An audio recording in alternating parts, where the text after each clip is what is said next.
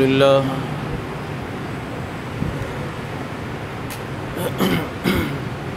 الحمد لله رب العالمين والصلاة والسلام على سيد الأنبياء والمرسلين أما بعد فأعوذ بالله من الشيطان الرجيم بسم الله الرحمن الرحيم وقرن في بيوتكن ولا تبرجن تبرج الجاهلية الأولى صدق الله مولانا العظيم ونحن على ذلك لمن الشاهدين والشاكرين والحمد لله رب العالمين يا رب صل وسلم دائما أبدا على حبيبك خير الخلق كلهم هو الحبيب الذي ترجى شفاعته لكل هول من الأهوال مقتحم اللهم صل على سيدنا ومولانا محمد وعلى آل سيدنا ومولانا محمد وآله وبارك وسلم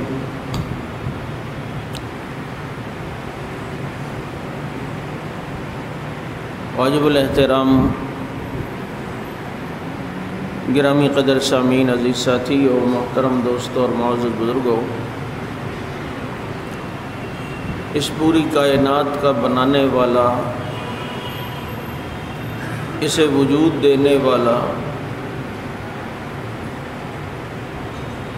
اور اس کائنات کے نظام کو تن تنہا چلانے والا وہ اللہ رب العزت ہے، اور اس پوری نظام کائنات کو چلاتے ہوئے تھکتا بھی نہیں ہے۔ لا تأخذہ سنۃ ولا نوم، اسے اونگ بھی نہیں آتی، اسے نیند بھی نہیں آتی۔ ولا یعود حفظہما، ان کو تھامتے ہوئے تھکتا بھی نہیں ہے۔ اب جب کوئی کمپنی کوئی گاڑی بنائے تو وہ اس گاڑی کے فنکشن اور اس گاڑی کے متعلق زیادہ جانتی ہے کہ یہ گاڑی کب کتنی زیادہ چل سکتی ہے۔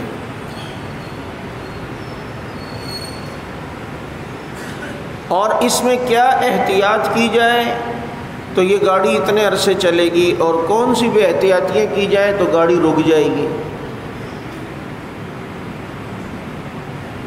جب ایک کمپنی گاڑی بناتی ہے تو اس کے دیے ہوئے کتابچے کو، یا کوئی کمپنی مشین بناتی ہے تو اس کی مشین کے ساتھ دیے ہوئے کتابچے کو انسان لیتا ہے، پڑھتا ہے کہ جی اس میں یہ ہے اور یوں کرنا ہے، تو اس پر عمل کرتا ہے، اور وہ سمجھتا ہے کہ بھائی عقل کا تقاضا یہ ہے کہ جس کمپنی نے یہ گاڑی بنائی ہے اس کی ہدایات پر عمل کر کے یہ گاڑی یا یہ مشین چل سکتی ہے۔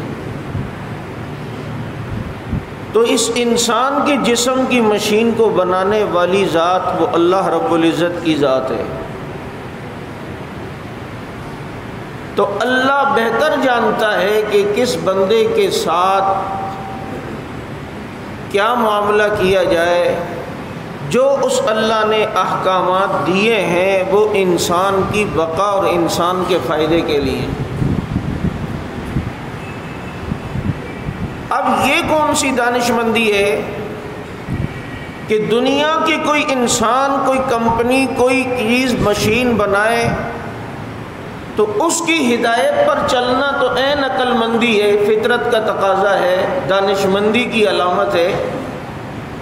اور اللہ نے انسان کو بنایا اور اللہ کہے کہ تیرے لیے یہ احکامات ہیں اور بندہ اس پر عمل نہ کرے، اور اس میں انسان اپنی لوجک چلائے کہ جناب اس میں یہ ہے نہیں، اصل میں وہ یوں ہے، تو اس سے بڑا بیوقوف کوئی نہیں۔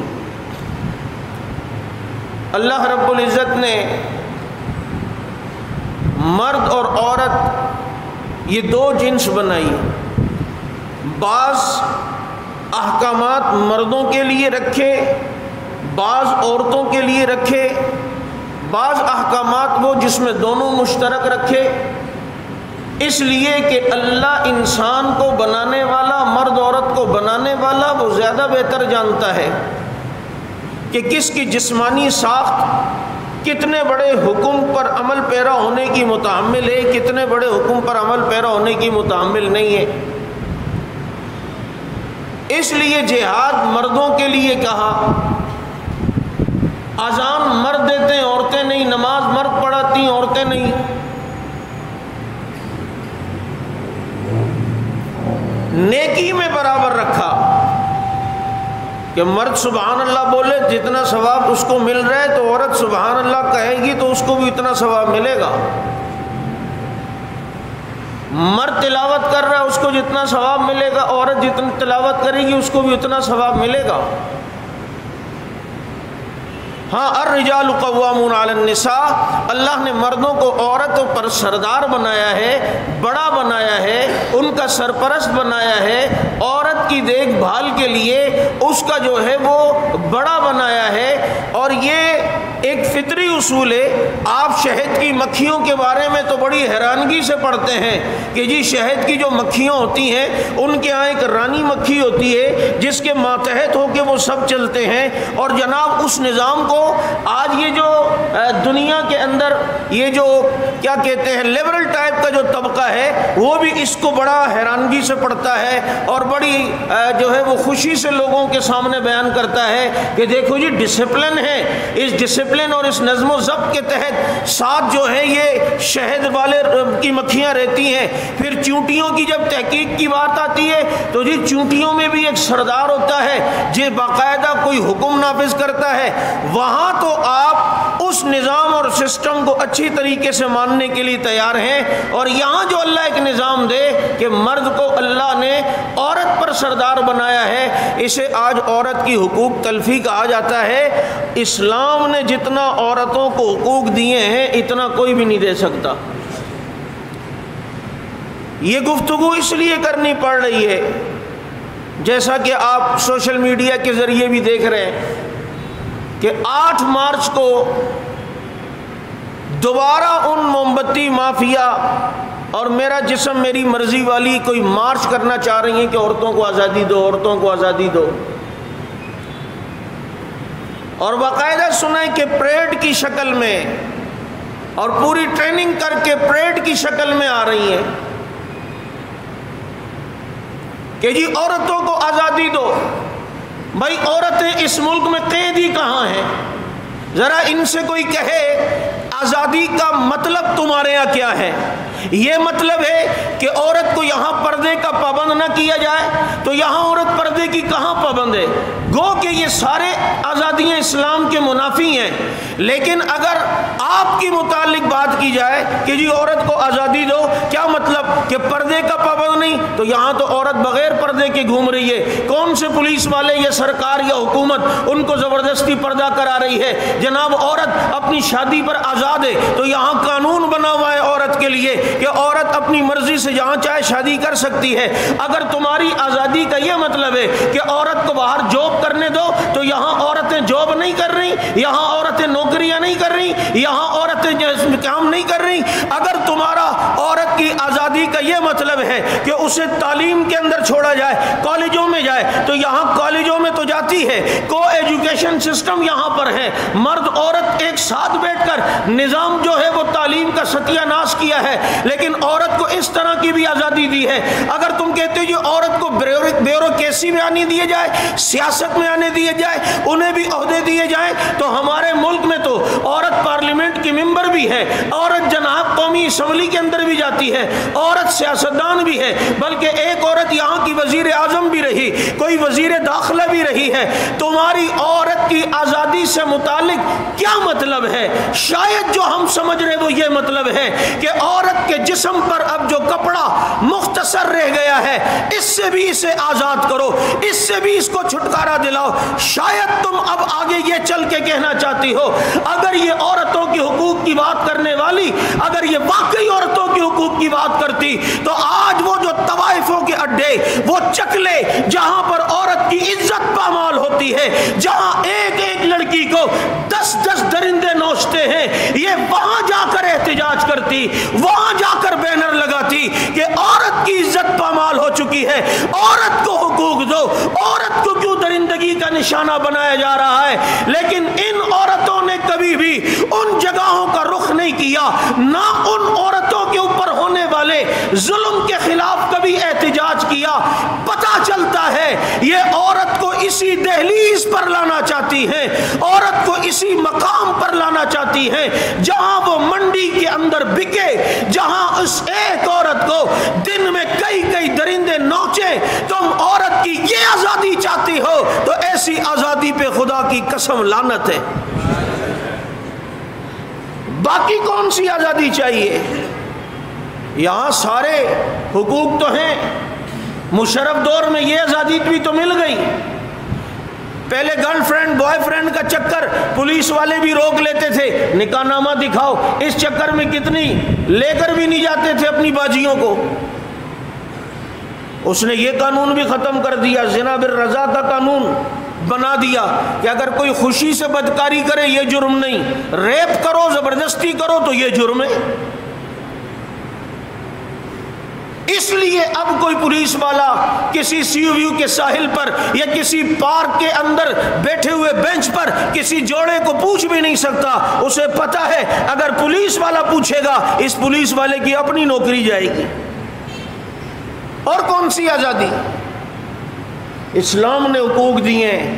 یہ آپ نکاح کا فارم ذرا دیکھیں جو نکاح پڑھاتے ہیں، کبھی اس چیز کو بھی دیکھیں کتنی آزادی ہے کہ جب یہ نکاح کا فارم کیا جاتا ہے اس میں خاص شرائط کے اندر 18ویں شق میں ہے کہ آیا شوہر نے بیوی کو طلاق کا حق تفویض کیا ہے؟ یعنی طلاق تو مردوں نے دینی ہوتی ہے نا، لیکن ایک مسئلہ ہے اور یہ شریعت کا بھی ہے کہ اگر شوہر اپنی بیوی کو کہہ دے کہ میں نے طلاق کا حق تجھے دیا، تو جب چاہے اپنے کو طلاق دے دے تو وہ دے سکتی ہے۔ اور یہ نکاح پڑھانے سے پہلے یہ شرط بھی جناب لکھی ہوئی ہوتی ہے کہ آیا دینا ہے یا نہیں دینا۔ وہ تو چلو ہمارے مشرقی الحمدللہ یہ کلچر ہے، وہاں پر اس طرح کی جو ہیں وہ سسرال والے بھی لڑکی کے ماں باپ بھی نہیں کہتے کہ جناب یہ لکھو، لیکن اگر لکھنا چاہو تو لکھ سکتے ہیں، شرط لگانا چاہو تو لگا سکتے ہیں کہ بھائی ہماری بچی کو طلاق کا حق تفویض کرو۔ یہاں عورت کے حقوق کی کہ آیا شوہر کے طلاق کے حق پر کسی قسم کی پابندی لگائی ہے؟ دوسری شرط کہ اگر مرد طلاق دے تو اس پہ کوئی پابندی لگائی ہے کہ دینا نہیں، اگر دو تو ان وجوہات کی بنا پہ دے سکتے ہو ورنہ نہیں۔ یہ ساری عورت کے فیور میں جا رہی ہے۔ اگلی شق 20 نمبر، آیا شادی کے موقع پر مہر نان نفقہ کتنا ہے کتنا نہیں یہ سب لکھ کرنا ہے، شرط لگائی ہے کہ جناب شوہر اتنا نان نفقہ عورت کو دے گا، ماہانہ اتنا دے گا، کوئی شرط بھی اس میں لگا سکتے ہیں۔ اگر عورت کی طرف سے یہ شرط ہو مجھے ہر مہینے یہ 5 جوڑے دے گا، مجھے ہر مہینے یہ 20,000 روپے دے گا، یہ سارے شرطیں لگا سکتی ہے۔ اور جناب اگر اگلی عورت کے لیے کیا فیور میں بات، کیا یہاں پر اس لڑکی نے اور مرد کو دوسری شادی کا اختیار دیا ہے؟ اگر وہ دیتی ہے تو یہ شادی کر سکتا ہے، دوسری نہیں تو ملک کے نظام کے تحت جرم ہے، اسلام میں تو نہیں ہے۔ لیکن میں یہاں صرف ایک پاکستان کے قانون جو ابھی غیر اسلامی بن چکا ہے بہت سے معاملات میں، اس کو میں سامنے رکھ کر ان باہر آنے والیوں سے کہنا چاہتا ہوں کہ تم آزادی تو یہاں اور کون سی آزادی تمہیں چاہیے؟ بغیر کپڑوں کے گھومنے کی آزادی ہو تو وہ ایک الگ بات ہے کہ آج یہ جو قوم کی بیٹیاں میری بات اگر سنیں تو یہ درد دل ہے، یہ بھیڑیے ہیں جو تمہاری حق کے لیے نہیں آ رہے بلکہ اپنی درندگی کا نشانہ بنانے کے لیے آ رہے ہیں. یہ بھیڑیے ہیں. آج جو لڑکی اپنی گھر کی چار دیواری سے نکل کر ایک آزاد ماحول میں آتی ہے وہ ان بلیک میلروں کے ہاتھ میں اتنا بلیک میل ہوتے ہوتے اس بند گلی میں آ کے کھڑی ہو جاتی ہے کہ پھر خودکشی پر مجبور ہو جاتی ہے. یہ آئے روز کے واقعات تم پڑھتے ہو, کیا ان واقعات سے سبق حاصل نہیں کرتے؟ یہ درندے ہیں جو درندگی کے لیے تمہیں باہر لاتے ہیں. وہ بھیڑیوں نے ایک دن بکریوں کے حق میں جلوس نکالا, بکریوں کو آزادی دو, بکریوں کو آزادی دو. وہاں باڑے میں بند بکریاں خوش تھی, ہمارے حق کے لیے بھی کوئی آ گئے ہیں, ہماری آزادی کا نعرہ لگانے کے لیے بھی کوئی آ گئے ہیں. لیکن ادھر جو بوڑھی بوڑھی بکریاں تھیں انہوں نے جوان بکریوں کو سمجھایا, بیٹا یہ بھیڑیے تمہاری آزادی کی آواز لگا رہے ہیں, کچھ دال میں کالا ہے, کوئی گڑبڑ ہے. وہ نوجوان بکریاں کہنے لگی, اماں تم تو ہو ہی پرانے دور کی, تمہیں کیا پتا یہ آزادی کیا چیز ہوتی ہے, لائف کو انجوائے کرنا کیا ہوتا ہے. وہ پتھروں کی دور کی ذہنیت, باہر گھومیں گی, کھیتوں میں گھومیں گی, مرضی سے پہاڑوں پہ چڑھیں گی اور مرضی سے کبھی یہاں کبھی وہاں. اب ان بوڑھی بکریوں نے سمجھایا لیکن کہا نہیں, یہ بھیڑیے ہمارے مسیحا ہیں, ہمارے حق میں جناب جلوس نکال رہے ہیں. بھیڑیوں کا احتجاج مانا گیا, بکریوں کو آزادی ملی. جب یہ کھیتوں میں آزاد گھومنے لگی, جب یہ بیابان اور جنگلوں اور پہاڑوں کی طرف گئیں, اب بھیڑیوں نے اپنی حوث کا نشانہ بنایا, اپنی خوراک بنائی. یہ بھیڑیے ہیں جو تمہارے حق کے لیے باہر آئے ہیں. جب انہیں عورت کو باہر لانے میں کامیابی ملتی ہے, اس کے بعد یہ اپنی حوث کا نشانہ بناتے ہیں, پھر تمہیں نچاتے ہیں, پھر تمہارے اوپر پیسے لٹوا کر ان پیسوں کو حاصل کرتے ہیں. یہ آج جو تم سے نعرہ لگوایا جا رہا ہے, میرا جسم میری مرضی, تیرا جسم تیری مرضی ہے ہی نہیں. اگر تو خدا نہ خواستہ کسی ناچ گانے میں لگ گئی, وہاں بھی تیرا جسم تیری مرضی نہیں, تیرا جسم پیسے والے کی مرضی. وہ جب خریدے گا جیسے چاہے گا نچوائے گا, جیسے چاہے گا گموائے گا, جیسے چاہے گا تجھ سے مزے لے گا, جیسے چاہے گا تیرے سے جناب تیری جسم فروشی کرے گا. مرضی تو تیری وہاں بھی نہیں چلتی ہے. خدا کی قسم اللہ کی مرضی پر آ جا, یہ ساری کائنات کو اللہ تیری مرضی پہ لگا دے گا.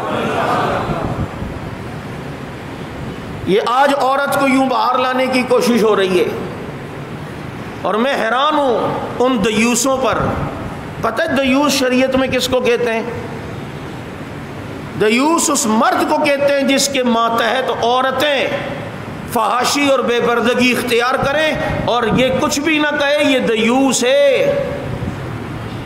اسے شریعت نے دیوس کہا ہے.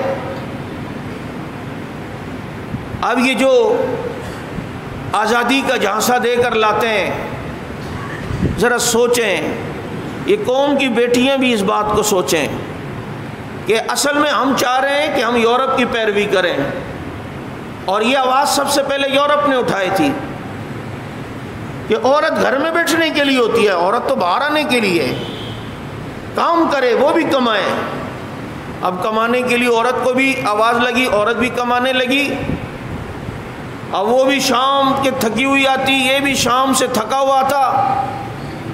اب گھر کے کام کاج یہ وہ یہ کون کرے گا؟ پھر جناب بچے ہوئے تو ان کی تربیت کا مسئلہ. اب یورپ کے اندر تحریک چل رہی ہے کہ جناب ٹریٹ وائف کے نام سے کہ یہ عورت کو گھر میں بٹھاؤ. عورت کی جسمانی ساخت اتنی نہیں ہے, ایسی نہیں ہے کہ جس کو ہم 12-12 گھنٹے جاب کروائیں, وہ آ کر تھکی ہوئی ہوگی.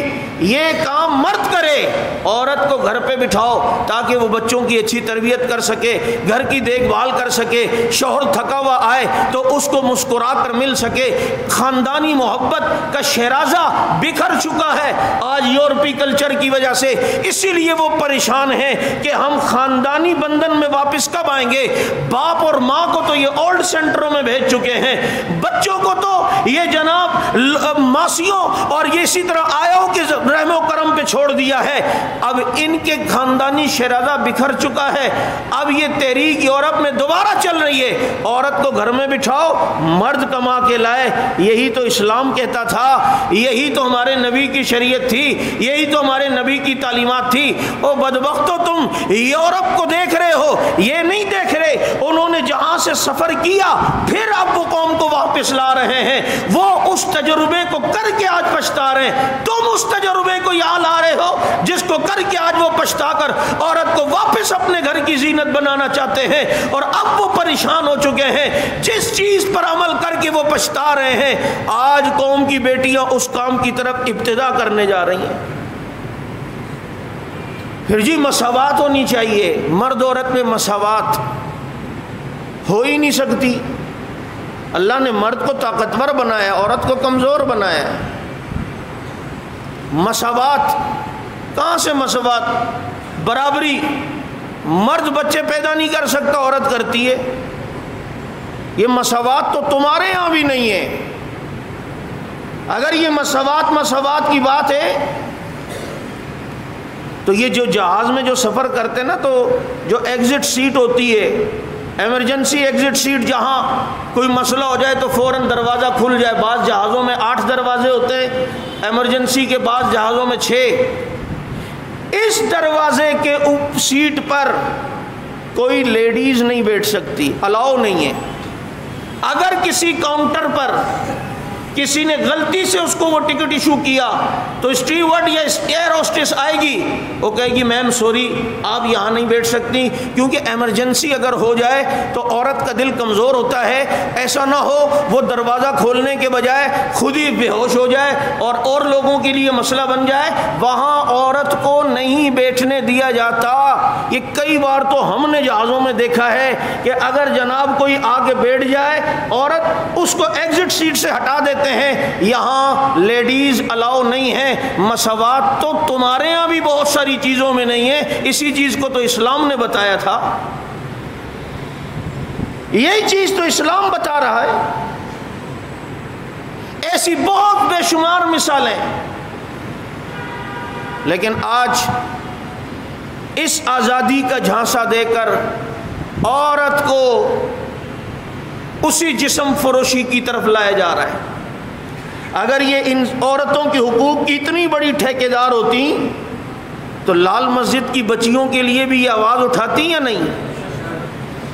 کیا وہ لڑکیاں نہیں ہیں جسے مشرف جیسے بدبخت اور فرعون نے کس طریقے سے بمباری کر کے ان کے جسموں کو پگھلایا, اور آج اس بدبخت کا اپنا جسم پگھل رہا ہے. اور لا یلدغ المرء من جحر واحد مرتين, مومن ایک سوراخ سے 2 بار نہیں ڈسا جاتا.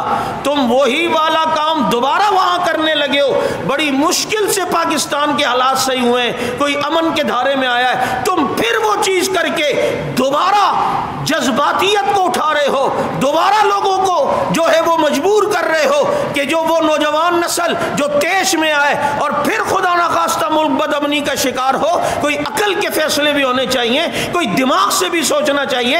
ایک تجربہ کر کے پچھتا چکے ہوتے ہو, ایک تجربہ کر کے بھگت چکے ہوتے ہو, پھر اسی غلطی کو دوہرا رہے ہوتے ہو. اس سے بڑی بے وقوفی پھر کوئی نہیں ہے. اور آج جس طرح عورت کو بازار کی منڈی کی زینت بنایا جاتا ہے, میرے نبی نے عورت کو کتنا پیارا ایک نظام دیا ہے گھر کا. میرے نبی سے زیادہ عورت کے حقوق کی بات کرنے والے کون ہیں؟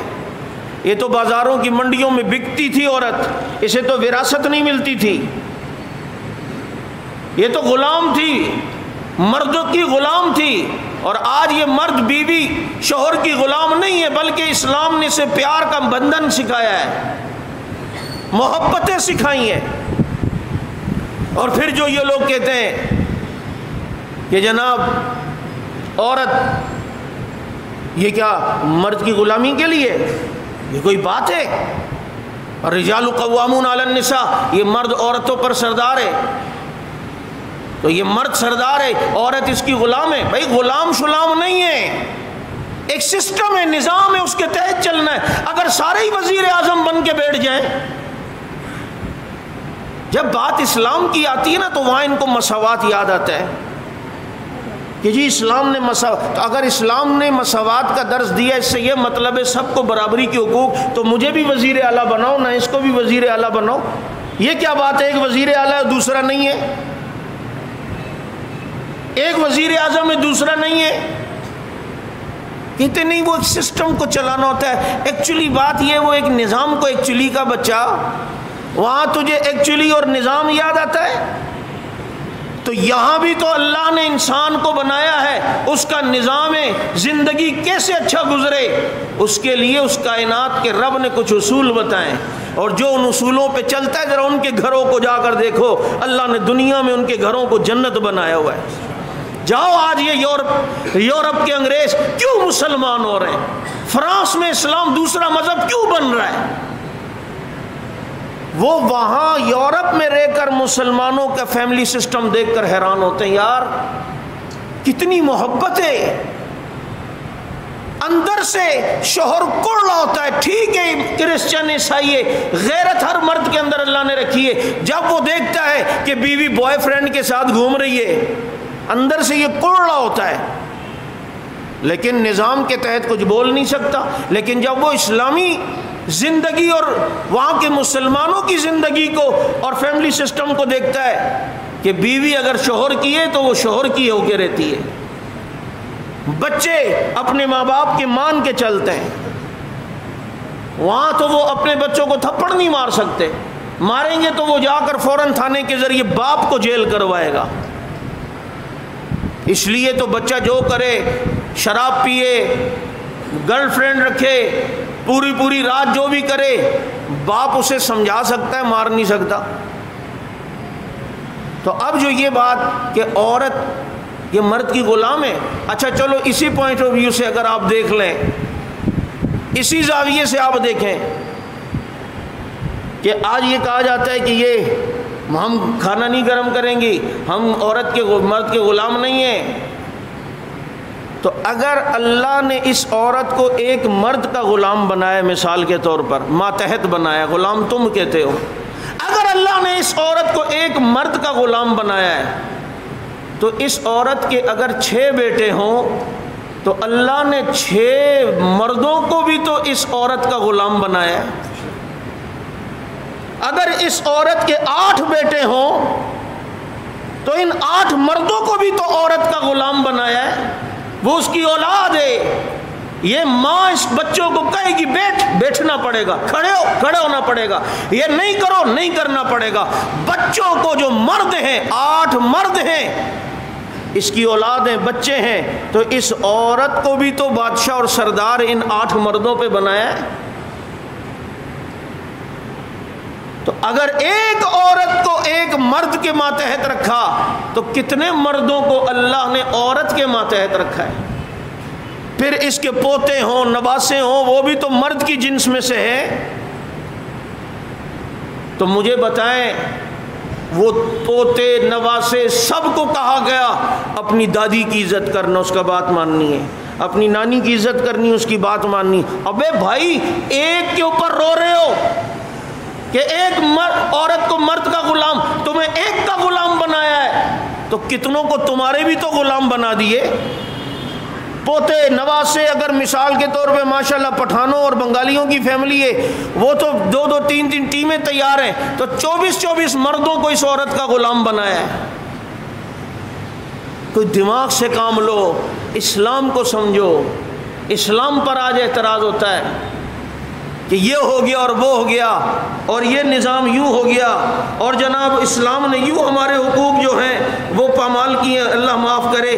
آج جو ہے یہ جو ساری باتیں کی جاتی ہیں، تو مجھے آپ بتائیں، عورت کو جو آزادی کا جھانسا دے کر لایا جا رہا ہے کہ عورت کو آزادی، تو میں نے ابھی آپ کو کہا کہ آزادی دی ہے، لیکن اگر آپ یہ سمجھتے ہیں جیسے بینر لے کر آتی ہیں مارچ میں، ایسی فحاشیت، کہاں گئی ہماری حکومت، کہاں گیا اسلامی نظام، اسلامی کلچر کا دعوے دار؟ جو کہتے ہیں ہمارا آئین جو ہے وہ آئین جو ہے وہ ہمارا اسلامی ہے، اسلام کی تو دھجیاں پہ کھیر رہی ہیں، ریاست کچھ نہیں کرتی، حکومت کچھ نہیں کرتی. یہ آئین پاکستان کے بھی خلاف ہے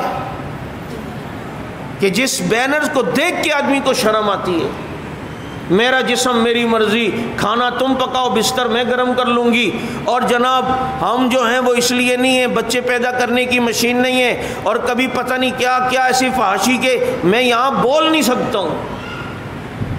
یہ کس طرف ہماری قوم کی بیٹیوں کو لے جا رہے ہیں. ہم کھانا گرم نہیں کریں گی، خود گرم کر لو. تو آج یہ عورت جس کو یہ بتایا جا رہا ہے کہ گھر میں کام وام کرنا یہ عورت کی غلامی ہے. ابے اگر تو گھر میں شوہر کے لیے کھانا گرم کرتی ہے، بچوں کے لیے کھانا گرم کرتی ہے، ان کا بستر سجاتی ہے، اور مرد کے ذمہ اللہ نے لگا لیا نان نفقہ عورت کا تیرے ذمہ ہے، چنانچہ یہ مرد بیچارہ صبح سے شام تک محنت کر کے لائے گا، کھانا فراہم یہ کرے گا، فیسلٹیز ساری عورت کی یہ دے گا، سارے اس کے نان نفقے کا ذمہ دار اللہ نے مرد کو بنایا ہے. یہ صحیح ہے؟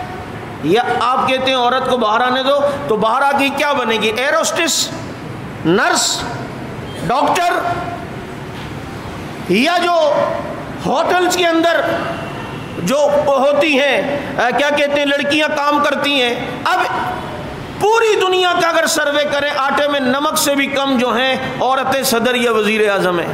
باقی زیادہ تر کیا ایئر ہوسٹس ہیں یا نرس ہیں یا جناب ہوٹلز میں کام کر رہی ہیں. تو یہ ایئر ہوسٹس اگر عورت بن گئی تو اس نے پیسنجروں کو، مردوں کو ادھر بھی تو کھانا ہی بنا کے دینا ہے نا، وہاں بھی تو چائے بنا کے دینی ہے نا. اگر کسی پیسنجر کو الٹی ہو گئی، اگر وہ جہاز میں گر گئی، اس کی صفائی عورت کے ذمہ ہے نا، ایئر ہوسٹس کے ذمہ ہے نا. اگر یہ نرس بن گئی، مریض 5 مرتبہ بھی بیڈ پر پیشاب پخانہ کرے گا، اسے چادر تبدیل کرنی پڑے گی، سیلری لیتی ہے بھائی. اور اس کا مینیجر آنکھیں دکھا کر ڈانٹ کر ذلیل کر کے اس سے کام لیتا ہے. یہ صفائی کیوں نہیں ہے؟ یہ بیڈ کیوں، چادر کیوں گندی ہے؟ تو چند ٹکوں کی خاطر غیر مردوں کی نظروں کی حوث بھی بن، غیر مردوں کے پیشاب پخانے کی چادریں بھی بدل، وہ صحیح ہے. اور یہی تجھے گھر میں بیٹھ کر عزت کے ساتھ اسلام کہتا ہے یہ خدمت اپنے گھر کے محدود مردوں کی کر لے، وہ صحیح نہیں ہے. پھر 10 اس کو گندی نگاہوں سے دیکھ رہے ہوتے ہیں. عورت کی عزت اپنی داؤ پہ لگی ہوئی ہوتی ہے. جس کے ماتحت ہوتا ہے وہ کس طرح بلیک میلنگ کر کر اسے اپنے جال میں پھنسا کر اس نے اپنی حوث کا نشانہ بناتا ہے. کہ آج جنہوں نے لڑکیاں سیکٹری رکھی ہوتی ہیں ان میں سے 99% اور لڑکیوں کی عزتیں پامال نہیں ہوئی. کون سی عورتوں کے حقوق کی بات؟ سب دنیا کو بے وقوف بنا رہے ہیں کہ ماڈرن بنو، ماڈرن بنو. میرے اس سوشل میڈیا کے ذریعے سے جو مائیں بہنیں بات سنیں وہ اپنے دل میں یہ بات بٹھائیں کہ اسلامی کلچر پر ہمیشہ فخر کرنا. اللہ نے عزت دی ہے. خدا کی قسم جس ٹافی اور چاکلیٹ پر ریپر نہ ہو اس کے اوپر پنی نہ چڑھی ہو اس پر بھی چونٹیاں چڑھ جاتی ہیں. اگر تمہارے جسم پہ پردے کا یہ ریپر نہ چڑھا ہو یہ درندے تمہارے جسم کو بھی نوچ ڈالیں گے. جس کیلے اور جس پھل کے اوپر چھلکا نہ ہو اس کو کیڑے اور چونٹیاں حملہ کر کے کھاتی ہیں. یہ پردے کے چھلکا اللہ رب العزت نے عورت کو دیا ہے. جب تک اس میں رہے گی اللہ رب العزت اس کی عزت کو محفوظ کریں گے. آج تم آئی فون مہنگا والا لیتے ہو تو پہلے اس پر ایک پاؤچ چڑھاتے ہو کہ اس کی ساکھ خراب نہ ہو، اس کا حسن خراب نہ ہو، اس کی شائننگ خراب نہ ہو. یہ آئی فون پیڈ اگر تم نے لیا ہے اس کے لیے تمہیں ایک پاؤچ کی ضرورت پڑتی ہے تو یہ عورت تو زیادہ قیمتی ہے اس آئی فون سے. اللہ نے اسے پردے کا جو ہے وہ پاؤچ وہ دیا ہوا ہے. اس کے اوپر پردے کا لباس اللہ رب العزت نے رکھا ہے، پردے کا پاؤچ چڑھایا ہے. یہ آئی فون اگر اس پاؤچ کے ذریعے سے محفوظ ہے یہ عورت خدا کی قسم اس پردے کے ذریعے سے محفوظ ہے. اور آج جو یہ بات کہ ماڈرن ماڈرن ماڈرن بنو، میں ایک بات سنایا کرتا ہوں کہ ماڈرن ہے کیا؟ یہ کالج میں ایک لڑکی نے ایک پردے والی لڑکی سے اپنی سہیلی ایک ہی کلاس کی تھیں، اس کو کہنے لگی ماڈرن بنو، اللہ تم ماڈرن کیا، پردہ شردہ پتھروں کے دور اور پرانے سٹائل ماڈرن. لیکن وہ لڑکی بھی ایمان والی تھی، دل کے اندر ایمان تھا، دل کی گہرائیوں سے ایمان کو چاہتی تھی، احساس کمتری میں مبتلا نہیں ہوئی. اس کالج یونیورسٹی کے ماحول میں رہ کر بھی اسلام دل کے اندر ہے. جب اس آوارہ قسم کی اس نے کہا کہ ماڈرن بنو ماڈرن، تو اس پردے والی نے کہا ماڈرن کی ڈیفینیشن کیا ہے، کس کو کہتے ہیں ماڈرن ہے کیا؟ اس نے کہا ماڈرن نئے سٹائل، نئے انداز، نئے کلچر، نئے سٹائل کا نام ماڈرن ہے، نئے سٹائل اپنانا یہ ماڈرن پن. اس نے کہا اچھا نئے سٹائل کو ماڈرن کہتے ہیں؟ کہا ہاں. تو کہا پھر ماڈرن تو نہیں، ماڈرن میں ہوں. اس نے کہا وہ کیسے؟ کہا یہ جو تو بغیر دوپٹے اور پردے کے جو بال کھول کے گھوم رہی ہے، یہ سٹائل ہمارے نبی کے آنے سے پہلے کا ہے. ابو جہل کی بیٹی ایسے گھومتی تھی، عتبہ ربیعہ کی بیوی ایسے گھومتی تھی، یہ پرانا سٹائل ہے. پردے کا نیا سٹائل تو ہمارے نبی نے ہمیں دیا ہے، ماڈرن تو نہیں، ماڈرن اللہ نے ہمیں بنایا ہے. تو کہاں سے ماڈرن بن گئی؟ یہی بات ہے. آج جس یورپ کی ہم پیروی کر رہے ہیں وہ اپنے سسٹم سے پریشان ہیں. خدا را سمجھو وہ اپنے سسٹم سے پریشان ہیں، اور یہی پریشانیاں دن بدن بڑھتی جا رہی ہیں. یہ سب گناہوں کی نحوستیں، اللہ سے بغاوتیں، یہ اس کا ثمرہ ہے. کبھی وبائی مرض، کبھی کرونا وائرس، کبھی ڈینگی وائرس، کبھی پتہ نہیں کون سے وائرس، کبھی یہ آزادی نسواں کا وائرس. اور اب دیکھیں اس کو عالمی وبا کہہ دیا گیا ہے، کرونا وائرس کو. اللہ ہم سب کی حفاظت فرمائے. لیکن اتنا ضرور کہوں گا کہ تاریخ جب بھی یہ لکھے گی کہ پاکستان میں بھی کرونا وائرس کی تشخیص ہوئی تھی، تو تاریخ یہ بھی لکھے گی کہ کرونا وائرس کا سب سے پہلا شکار صحابی کا دشمن تھا، صحابہ کا بغض رکھنے والا تھا، ایرانی تھا، رافضی تھا، کالا تھا، بے ایمان تھا. اس کے ذریعے سے یہ مہلک بیماری لگی ہے. کیوں آنے دیا ہے ایران سے؟ جب چین کے اندر ایک مسلمان پاکستانی بچے، ان کی فیملی رو رو کے کہتی ہے لاؤ انہیں، لاؤ انہیں، تم انہیں نہیں لاتے. یہاں کالوں کے دباؤ پر تم ایران سے یہاں پورا جہاز آ گیا. اب جہاز کے پیسنجروں کو ڈھونڈتے ہو. یہ یحییٰ جعفری کون ہے؟ یہ رحیم یار خان کا جعفری کون ہے؟ یہ کراچی کا نقوی کون ہے جو تم وہاں سے لے کر آئے ہو؟ وہی رہنے دیتے، وہی رہنے دیتے جو ٹریننگ کے لیے گئے تھے، دہشت گردی کی ٹریننگوں کے لیے زیارت کے نام پر گئے تھے.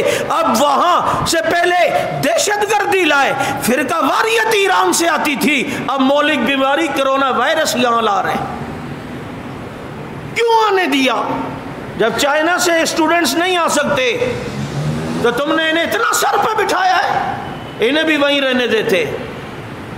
کہتے تم نے ویسے بھی اس کو مقدس شہر سمجھتے ہو نا، ٹھیک ہے موت بھی آ جائے تو تمہارے لیے تو یہ سعادت ہوگی نا.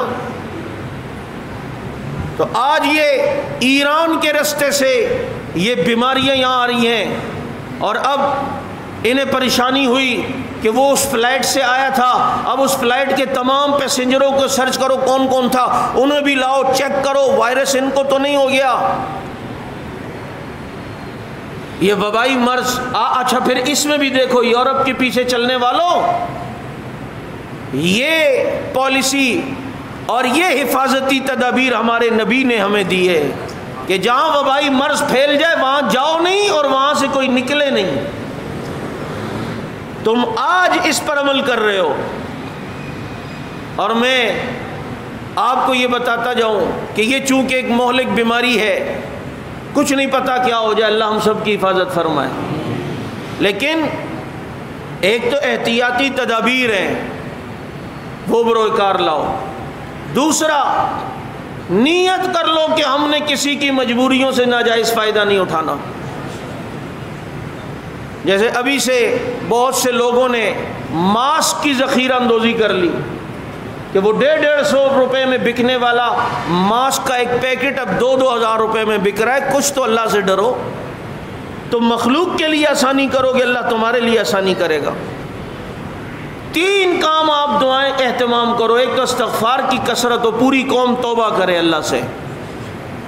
آج وظیفے بتائے جا رہے ہیں، وظیفے بھی کرنے میں بھی بتاؤں گا، لیکن پہلے توبہ تو کرو، اسے راضی تو کرو جس کے حکم سے یہ ساری بیماریاں ہوتی ہیں، شفا بھی اس کے حکم سے ملتی ہے۔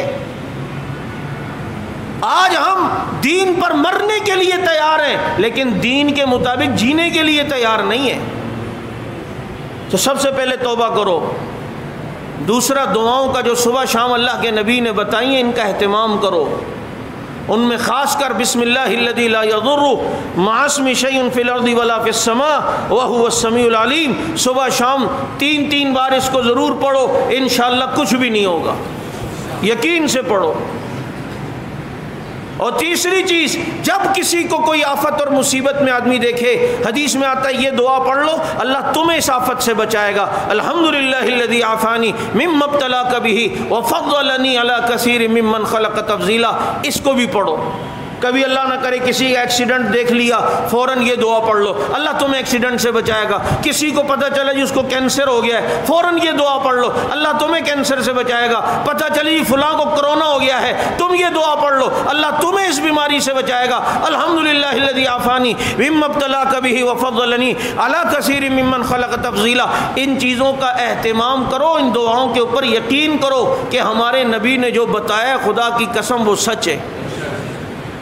کم از کم یہ بسم اللہ الذی لا یضر مع اسمہ شیء فی الارض ولا فی السماء وہو السمیع العلیم، یہ اتنی بڑی دولت ہے، یہ اتنا بڑا ماسک ہے تمہیں ان جراثیم سے بچانے کے لیے کہ انشاءاللہ العزیز اس کا فائدہ ہوگا۔ اللہ رب العزت ان تمام مہلک امراض سے، ان وبائی امراض سے ہم سب کی حفاظت فرمائے، تمام مسلمانوں کی حفاظت فرمائے۔ وآخر دعوانا الحمدللہ رب العالمین۔